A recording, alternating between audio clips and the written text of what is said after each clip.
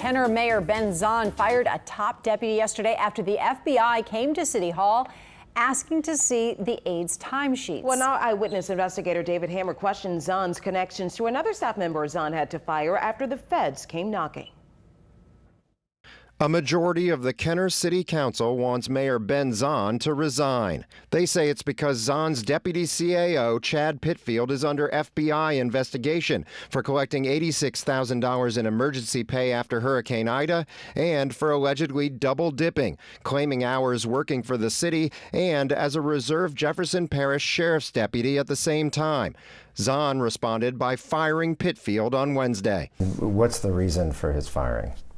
Well, I think all the recent issues that have been going on, we're still conducting an investigation. Zahn says the council members supporting his opponent in the upcoming mayoral race, Police Chief Mike Glazer, are being hypocritical, attacking him while continuing to associate with former Kenner Code Enforcement Director James Mohamad, who is also the subject of an FBI investigation.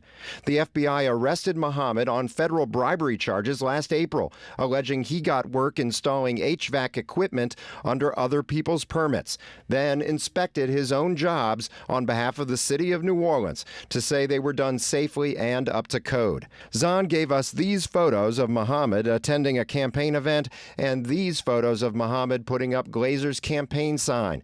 Glazer says Mohamad put up some signs for him but won't have a job in his administration if he wins. I've given you proof, David, of James putting up signs and working in the chief of police's mayor's race and campaigning for him, but there's no resignation asked of the chief of police. But Zahn has his own questionable ties to Mohamad.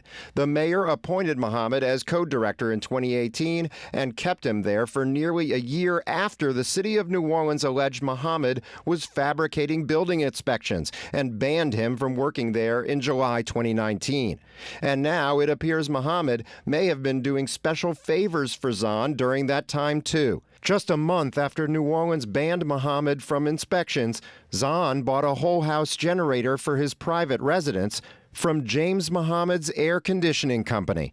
So you paid the code enforcement director to provide a generator for your property, and he's responsible for inspecting that work and making sure that it's done correctly, right? I would, yeah, or one of his code enforcers.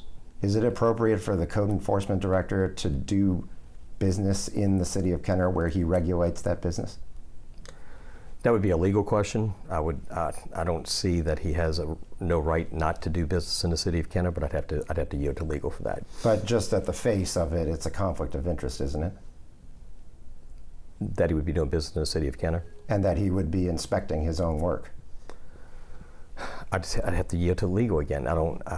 I can't answer that question. These records show Zahn paid Mohamad $4,000 for a Generac 22 kilowatt generator, and Zahn paid another city employee $1,800 to install it.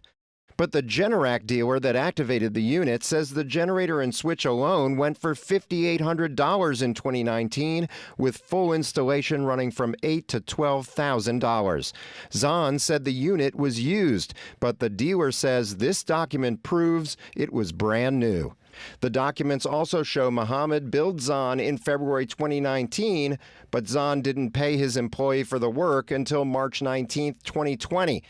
Days after, the city received a letter from a constituent complaining that Mohamad was inspecting his own work in Kenner.